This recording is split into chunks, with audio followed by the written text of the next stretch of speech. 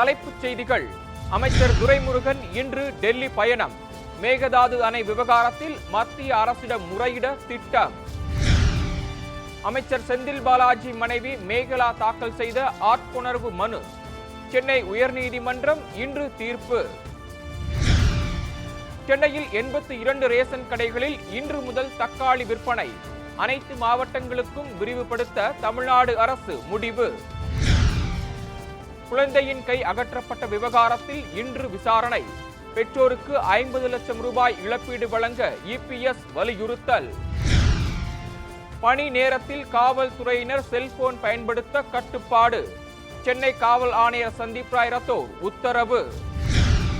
பிரதமர் மோடி தலைமையில் இன்று ஷாங்காய் ஒத்துழைப்பு மாநாடு. சீன அதிபர் ஜி ஜின்பிங் உள்ளிட்டோர் பங்கேற்பு. மணிப்பூரில் 1 முதல் 8ஆம் வகுப்பு வரை நாளை பள்ளிகள் திறப்பு. முதலமைச்சர் பிரேம் சிங் அறிவிப்பு. வணக்கம். நியூஸ் 7 தமிழின் 7 மணி பிரைம் செய்திகளுக்காக நான் சரவணன். இனி செய்திகளை விரிவாக பார்க்கலாம். உடல் பரிசோதனைக்காக சென்னை அப்போலோ மருத்துவமனையில் அனுமதிக்கப்பட்ட முதலமைச்சர் மு.க. ஸ்டாலின் இன்று வீடு திரும்புகிறார். சென்னை கிரீம் சாலையில் உள்ள அப்போலோ மருத்துவமனையில் முதலமைச்சர் மு.க. ஸ்டாலின் அனுமதிக்கப்பட்டுள்ளார். அவருக்கு வழக்கமான உடல் பரிசோதனை செய்யப்பட்டதாக மருத்துவமனை நிர்வாகம் தெரிவித்துள்ளது. இந்நிலையில் அமைச்சர் துரைமுருகன், நாடாளுமன்ற உறுப்பினர்கள் டி.ஆர். பாலு, தயாநிதி மாறன் உள்ளிட்டோர் முதலமைச்சர் மு.க. ஸ்டாலினை நேரில் சந்தித்து உடல் நலம் குறித்து கேட்டறிந்தனர். அனைத்து பரிசோதனைகளும் முடிவடைந்த பிறகு முதலமைச்சர் டிஸ்சார்ஜ் செய்யப்பட உள்ளதாக தெரிவிக்கப்பட்டுள்ளது. மேகதாது அணை விவகாரம் தொடர்பாக மத்திய அரசிடம் முறையிட அமைச்சர் துரைமுருகன் இன்று டெல்லி பயணம் மேற்கொள்கிறார். காவிரியின் குறுக்கே மேகதாதுவில் அணை கட்ட கர்நாடக அரசு முயற்சி மேற்கொண்டு வருகிறது. மேகதாதுவில் அணை கட்டினால் தமிழ்நாட்டிற்கு காவிரியில் இருந்து தண்ணீர் வரத்து பாதிக்கப்படும் என்பதால் தமிழ்நாடு அரசு கடும் எதிர்ப்பு தெரிவித்து வருகிறது. இந்நிலையில் நீர்வளத்துறை அமைச்சர் துரைமுருகன் இன்று டெல்லிக்கு பயணம் மேற்கொள்கிறார். மத்திய நீர்வளத்துறை அமைச்சர் கஜேந்திர சிங் ஜெகாவத்தை சந்திக்கும் அமைச்சர் துரைமுருகன் தமிழ்நாட்டிற்கு கூடுதலாக காவிரி நீரை வழங்க வேண்டும் என வலியுறுத்த உள்ளார். மேலும் காவிரி மேலாண்மை ஆணைய அதிகாரிகளையும் சந்திக்க அமைச்சர் துரைமுருகன் திட்டமிட்டுள்ளார். காவேரி வாட்டர் மேனேஜ்மெண்ட் அதுதான் எதுவாக இருந்தாலும், ஆனால் இப்போ நாங்கள் போகிறது தண்ணி கொடுக்கல, எங்களுக்கு கொஞ்சம் தேவைப்படுது. இப்போ காவேரியில் இன்னும் கொஞ்சம் இருந்து திறந்து விட சொல்லணும்னு கேட்குறோம். அவங்ககிட்ட இல்லைன்னா இருக்கிறதுல கொஞ்சம் தண்ணி திறந்து விடணும். அதுக்காக அந்த காவேரி வாட்டர் மேனேஜ்மெண்ட் போய் பார்க்குறதுக்காக போகிறோம். அமைச்சர் செந்தில் பாலாஜி சட்டவிரோத காவலில் வைக்கப்பட்டுள்ளதாக கூறி அவரது மனைவி மேகலா தாக்கல் செய்த ஆட்கொணர்வு மனு மீது சென்னை உயர்நீதிமன்றம் இன்று தீர்ப்பு வழங்குகிறது. சட்டவிரோத பணப்பரிவர்த்தனையில் ஈடுபட்டதாக கடந்த மாதம் 14ஆம் தேதி அமைச்சர் செந்தில் பாலாஜியை அமலாக்கத்துறை கைது செய்தது. செந்தில் பாலாஜியை கைது செய்தபோது அவருக்கு உடல்நலக்குறைவு ஏற்பட்ட நிலையில் அவர் மருத்துவமனையில் அனுமதிக்கப்பட்டார்.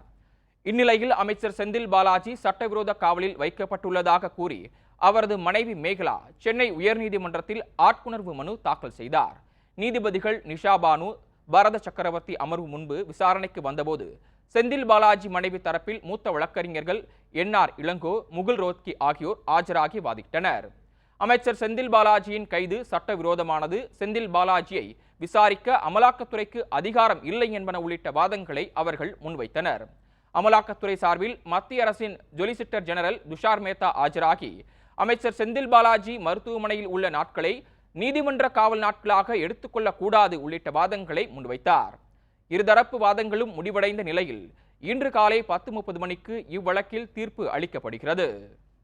அமைச்சர் செந்தில் பாலாஜி மீது ஊழல் தடுப்பு சட்டத்தின் கீழ் சென்னை மத்திய குற்றப்பிரிவு போலீசார் வழக்கு பதிவு செய்துள்ளனர். கடந்த அதிமுக ஆட்சி காலத்தில் போக்குவரத்து துறை அமைச்சராக இருந்த செந்தில் பாலாஜி வேலை வாங்கி தருவதாக கூறி 1.5 கோடி ரூபாய் மோசடி செய்ததாக புகார்கள் எழுந்தன. இந்த விவகாரத்தில் பண மோசடி பிரிவில் 3 வழக்குகளை சென்னை மத்திய குற்றப்பிரிவு போலீசார் பதிவு செய்தனர். இதில் ஒரு வழக்கில் மட்டும் ஊழல் தடுப்பு சட்டத்தின் கீழ் வழக்கு பதிவு செய்யப்பட்டது. இந்நிலையில் மீதமுள்ள 2 வழக்குகளில் மோசடி பிரிவுடன் ஊழல் தடுப்பு பிரிவும் சேர்க்கப்பட்டுள்ளது. இதுவரை 200க்கும் மேற்பட்டோருக்கு சம்மன் அளிக்கப்பட்டு அதில் போக்குவரத்து ஊழியர்கள் 100 பேரிடம் விசாரணை நடத்தப்பட்டுள்ளதாக தெரிவிக்கப்பட்டுள்ளது.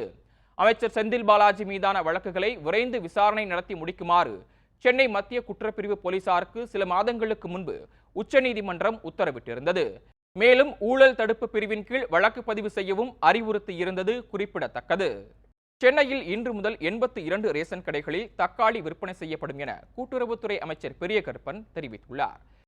சென்னை தலைமைச் செயலகத்தில் செய்தியாளர்களிடம் பேசிய அவர், தக்காளி விளைச்சல் குறைந்ததால் 10 நாட்களுக்கு விலை அதிகரித்து காணப்படும் என்று கூறினார். ரேஷன் கடைகளில் தக்காளி விற்பனை செய்யும் நடவடிக்கையை அனைத்து மாவட்டங்களிலும் விரிவாக்கம் செய்யப்படும் என்றும் அமைச்சர் பெரிய கருப்பன் தெரிவித்தார். முதல் கட்டமாக சென்னையில் வட சென்னை, தென் சென்னை, மத்திய சென்னை என்று 3 பகுதிகளாக பிரித்து வட சென்னையில் 32 கடைகளிலும், அதேபோல மத்திய சென்னையில் ஒரு 25 கடைகளிலும், தென் சென்னையில் 25 கடைகளிலும் ஆக 82 நியாய விலை கடைகள் மூலமாக இந்த விற்பனையை தொடங்க இருக்கிறோம். வேங்கை வயல் விவகாரத்தில் நீதிபதி சத்யநாராயணன் ஆணையத்தின் விசாரணை நிலை குறித்து 4 வாரங்களில் அறிக்கை தாக்கல் செய்ய வேண்டும் என தமிழ்நாடு அரசுக்கு சென்னை உயர்நீதிமன்றம் உத்தரவிட்டுள்ளது. புதுக்கோட்டை மாவட்டம் வேங்கைவேல் கிராமத்தில் உள்ள குடிநீர் தொட்டியில் மனித கழிவுகள் கலக்கப்பட்ட விவகாரம் தொடர்பாக நீதிபதி சத்யநாராயணன் தலைமையிலான ஒரு நபர் ஆணையம் விசாரித்து வருகிறது. இந்நிலையில் வெள்ளனூர் காவல் நிலையத்தில் பதியப்பட்ட வழக்கை சிபிஐக்கு மாற்றக்கோரி ராஜ்கமல் என்பவர் உயர்நீதிமன்றத்தில் வழக்கு தொடர்ந்திருந்தார். தலைமை நீதிபதி கங்கபூர்வாலா மற்றும் நீதிபதி ஆதிகேசவலு அமர்வில் வழக்கு விசாரணைக்கு வந்தது. அப்போது உயர்நீதிமன்றம் நியமித்த நீதிபதி ஆணையம் இருமுறை நேரடியாக வேங்கைவேலில் விசாரணை நடத்தியுள்ளதாகவும் அறிக்கை தாக்கல் செய்ய அவகாசம் வழங்க வேண்டுமென அரசு தரப்பில் கோரிக்கை விடுக்கப்பட்டது. ஒரு நபர் ஆணையம் அமைத்து உயர்நீதிமன்றம் உத்தரவு பிறப்பித்து 3 மாதங்கள் கடந்துவிட்டதாக கூறிய நீதிபதிகள் விசாரணை குறித்து 4 வாரங்களில் அறிக்கை தாக்கல் செய்ய வேண்டுமென உத்தரவிட்டு விசாரணையை தள்ளி வைத்தனர். ஷாங்காய் ஒத்துழைப்பு உச்சி மாநாடு பிரதமர் மோடி தலைமையில் இன்று நடைபெறுகிறது. உஸ்பெகிஸ்தான் நாட்டின் சமர்கண்ட் பகுதியில் கடந்த ஆண்டு செப்டம்பரில் ஷாங்காய் ஒத்துழைப்பு உச்சி மாநாடு நடந்தது. நடப்பாண்டிற்கான மாநாட்டை இந்தியா தலைமை தாங்கி மெய்நிகர் காட்சி வழியே இன்று நடத்துகிறது. இந்தியா முதன்முறையாக தலைமையேற்று நடத்தும் இந்த மாநாட்டில் சீன அதிபர் ஜி ஜின்பிங், பாகிஸ்தான் பிரதமர் ஷெபாஸ் ஷெரீப், ரஷ்ய அதிபர் புதின் உள்ளிட்டோரும் மத்திய ஆசிய நாடுகளைச் சேர்ந்த பல தலைவர்களும் பங்கேற்கின்றனர். ஷாங்காய் ஒத்துழைப்பு உச்சி மாநாட்டில் பிராந்திய பாதுகாப்பு, வர்த்தகம், பயங்கரவாத ஒழிப்பு உள்ளிட்டவை குறித்து விவாதிக்கப்பட வாய்ப்புள்ளதாக கூறப்படுகிறது. சீனா மற்றும் பாகிஸ்தானுடனான இந்தியாவின் நட்புறவில் விரிசல் ஏற்பட்டுள்ள சூழலில் இந்த மாநாடு நடைபெறுகிறது. எதிர்க்கட்சிகளின் 2வது ஆலோசனைக் கூட்டம் பெங்களூருவில் ஜூலை 17 மற்றும் 18 ஆகிய தேதிகளில் நடைபெறும் என அறிவிக்கப்பட்டுள்ளது. பீகார் முதலமைச்சர் நிதிஷ்குமார் ஒருங்கிணைப்பில் கடந்த ஜூன் 23ஆம் தேதி எதிர்க்கட்சிகளின் முதல் ஆலோசனைக் கூட்டம் பாட்னாவில் நடைபெற்றது. இதில் 15 கட்சிகளைச் சேர்ந்த தலைவர்கள் பங்கேற்றனர். தொடர்ந்து 2வது ஆலோசனைக் கூட்டம் பெங்களூருவில் ஜூலை 13 மற்றும் 14ஆம் தேதிகளில் நடைபெறும் என்று அண்மையில் தேசியவாத காங்கிரஸ் கட்சி தலைவர் சரத்பவார் அறிவித்தார். இந்நிலையில் பெங்களூருவில் ஜூலை 17 மற்றும் 18 ஆகிய தேதிகளில் எதிர்க்கட்சிகளின் ஆலோசனைக் கூட்டம் நடைபெறும் என்று அறிவிக்கப்பட்டுள்ளது. காங்கிரஸ் கட்சியின் பொதுச் செயலாளர் கே.சி. வேணுகோபால் ட்விட்டரில் இதனை அறிவித்துள்ளார். சில மாநிலங்களில் சட்டமன்ற கூட்டம் நடைபெற உள்ளதால் எதிர்க்கட்சிகளின் ஆலோசனைக் கூட்டம் தள்ளி வைக்கப்பட்டதாக தகவல் வெளியாகியுள்ளது. குழந்தையின் கை அகற்றப்பட்ட விவகாரத்தில் பாதிக்கப்பட்ட குடும்பத்திற்கு 50 லட்சம் ரூபாய் இழப்பீடு வழங்க எடப்பாடி பழனிசாமி வலியுறுத்தியுள்ள நிலையில் மருத்துவக்குழு விசாரணைக்கு ஆஜராக குழந்தையின் பெற்றோருக்கு அழைப்பு விடுக்கப்பட்டுள்ளது. ராமநாதபுரத்தை சேர்ந்த தஸ்தகிர் அஜிஷா தம்பதிக்கு 1.5 வயதில் ஆண் குழந்தை உள்ளது. இந்த குழந்தைக்கு தலையில் நீர் கட்டியதால் சென்னை ராஜீவ்காந்தி அரசு மருத்துவமனையில் சிகிச்சை பெற்று வந்தது. இந்நிலையில் குழந்தையின் வலது கையில் ட்ரிப் செலுத்திய போது கை கருத்துள்ளது.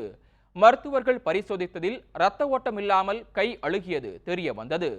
இதனையடுத்து எழும்பூர் குழந்தைகள் நல மருத்துவமனையில் குழந்தையின் கை அகற்றப்பட்டது. இந்த நிலையில் குழந்தையை நேரில் பார்வையிட்டு நலம் விசாரித்த மக்கள் நல்வாழ்வுத்துறை அமைச்சர் மா சுப்பிரமணியன் செய்தியாளர்களை சந்தித்தார். அப்போது மருத்துவத்துறையின் கவனக்குறைவால் குழந்தைக்கு பிரச்சனை ஏற்பட்டதா என்பதை கண்டறிய 3 மருத்துவர்களை கொண்ட குழு அமைக்கப்பட்டுள்ளதாக கூறினார்.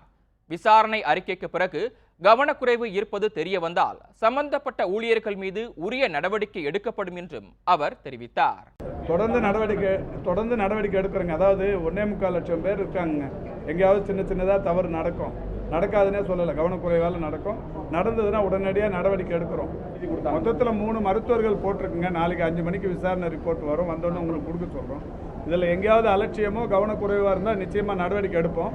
பின்னர் செய்தியாளர்களை சந்தித்த குழந்தையின் தாயார் அஜிஷா தனது குழந்தையின் கை பறிபோனதற்கு பதில் சொல்லியாக வேண்டும் என்று கூறினார். ஏன் சார் பிரச்சனையா இருக்கு, சிவப்பா இருக்குன்னு அடிக்கடி நான் சிஸ்டர்கிட்ட பார்த்து சொல்லிக்கிட்டு இருக்கப்போ எப்படி என் குழந்தை சரியாயிடுச்சுன்னு சொன்னேன். என் பிள்ளைக்கு தீர்வு கிடைக்கணும். அவனோட கை போனதுக்கு அவங்க பதில் சொல்லியே ஆகணும் சார். இந்த விவகாரம் தொடர்பாக எதிர்க்கட்சித் தலைவர் எடப்பாடி பழனிசாமி அறிக்கை வெளியிட்டுள்ளார். அதில் அரசு மருத்துவமனையை நம்பியிருக்கும் அப்பாவி மக்களின் உயிரோடு விளையாடுவதை திமுக அரசு இத்தோடு நிறுத்திக் கொள்ள வேண்டும் என்று கூறியுள்ளார்.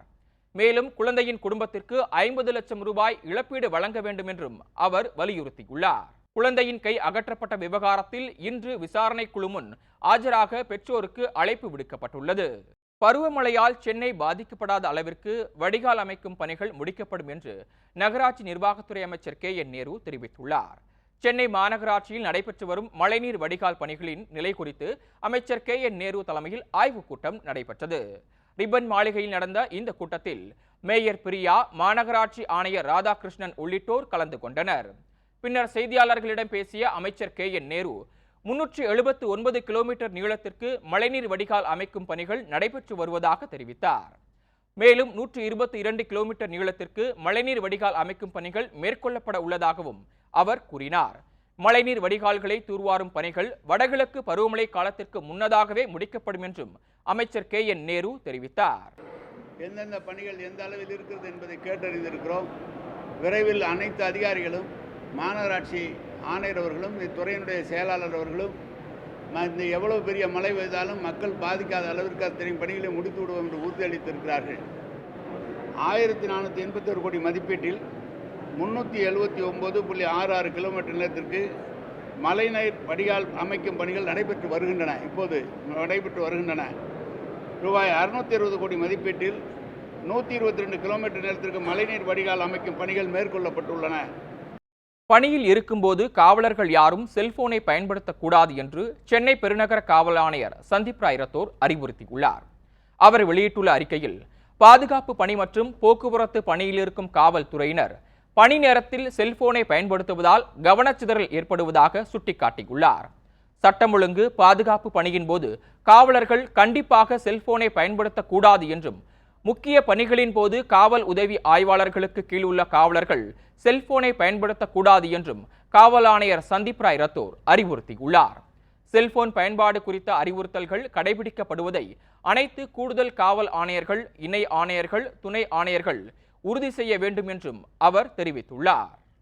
ஆன்லைன் ரம்மி விளையாட்டில் பல லட்சம் ரூபாய் பணத்தை இழந்ததால் மனமுடைந்த ராணுவ வீரர் தாயிடம் செல்போனில் பேசிக் கொண்டிருக்கும் போதே துப்பாக்கியால் சுட்டு உயிரை மாய்த்து கொண்ட சம்பவம் சோகத்தை ஏற்படுத்தியுள்ளது. தூத்துக்குடி மாவட்டம் கீழக்கரந்தை கிராமத்தை சேர்ந்தவர் மணித்துரை. ராணுவ வீரரான இவர் கடந்த 1ஆம் தேதி ஜம்மு காஷ்மீரில் பணியில் இருந்தபோது திடீரென தன்னைத்தானே துப்பாக்கியால் சுட்டு உயிரை மாய்த்து கொண்டதாக தெரிகிறது. ராணுவ அதிகாரிகள் மேற்கொண்ட விசாரணையில் ஆன்லைன் ரம்மி விளையாட்டில் அதிக அளவு பணத்தை இழந்ததால் மனமுடைந்து உயிரை மாய்த்து கொண்டது தெரிய வந்தது. முன்னதாக தாயை செல்போனில் அழைத்து பேசிய மணித்துரை ஆன்லைனில் விளையாட பலரிடம் பணம் வாங்கிவிட்டதாகவும் வாழவே விரும்பவில்லை என்றும் கூறியுள்ளார். பேசிக் கொண்டிருந்த போதே 2 முறை துப்பாக்கி சத்தம் கேட்டதாகவும் கூறப்படுகிறது. இந்நிலையில் ராணுவ வீரர் மணித்துரை உடல் அவரது சொந்த ஊருக்கு கொண்டு வரப்பட்டு தகனம் செய்யப்பட்டது. ஆன்லைன் சூதாட்ட தடை சட்டத்திற்கு எதிரான வழக்குகளில் இடைக்கால உத்தரவு பிறப்பிக்க சென்னை உயர்நீதிமன்றம் மீண்டும் மறுப்பு தெரிவித்துள்ளது. தமிழ்நாட்டில் ஆன்லைன் சூதாட்டங்களுக்கு தடை விதிக்கப்பட்டு இயற்றப்பட்ட சட்டத்தை எதிர்த்து ஆன்லைன் விளையாட்டு நிறுவன சங்கங்களின் கூட்டமைப்பு மற்றும் நிறுவனங்கள் சார்பில் தொடரப்பட்ட வழக்கு சென்னை உயர்நீதிமன்றத்தில் விசாரணைக்கு வந்தது.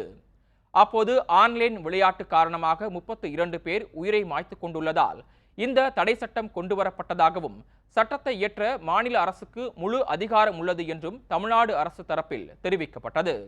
தமிழ்நாடு அரசின் தடை சட்டத்தின் அடிப்படையில் கடுமையான குற்ற நடவடிக்கைகள் எடுப்பதால் இடைக்கால உத்தரவு பிறப்பிக்க வேண்டும் என்று ஆன்லைன் நிறுவனங்கள் தரப்பில் கோரப்பட்டது.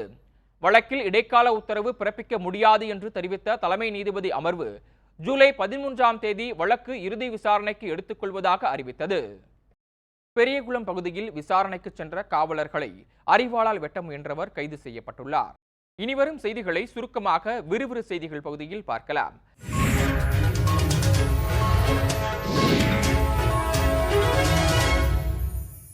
அவதூறு வழக்கில் திமுகவின் முன்னாள் பேச்சாளர் சிவாஜி கிருஷ்ணமூர்த்தியின் ஜாமீன் மனுவை தள்ளுபடி செய்து சென்னை முதன்மை அமர்வு நீதிமன்றம் உத்தரவிட்டுள்ளது. கடந்த ஜூன் மாதம் 16ஆம் தேதி நடைபெற்ற திமுக பொதுக்கூட்டத்தில் ஆளுநர் RN ரவி, அதிமுக பொதுச் செயலாளர் EPS, தேசிய மகளிர் ஆணைய உறுப்பினர் குஷ்பு ஆகியோர் குறித்து சிவாஜி கிருஷ்ணமூர்த்தி அவதூறாக பேசியிருந்தார். இது தொடர்பான வழக்கில் சிவாஜி கிருஷ்ணமூர்த்தி ஜாமீன் மனு தாக்கல் செய்திருந்தார்.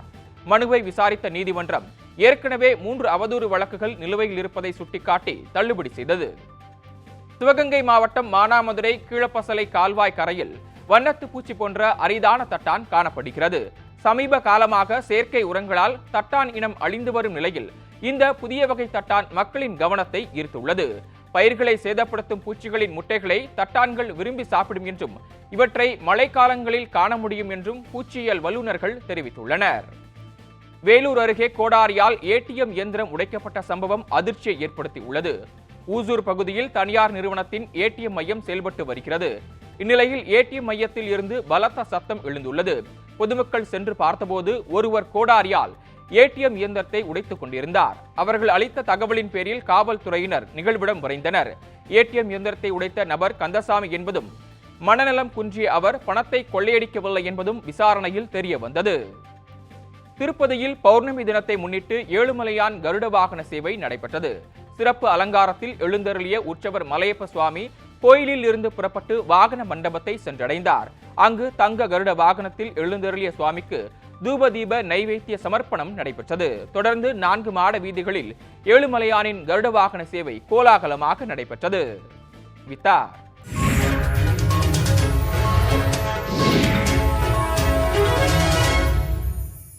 இனி தங்கம் மற்றும் வெள்ளி விலை நிலவரங்களை தற்போது பார்க்கலாம்.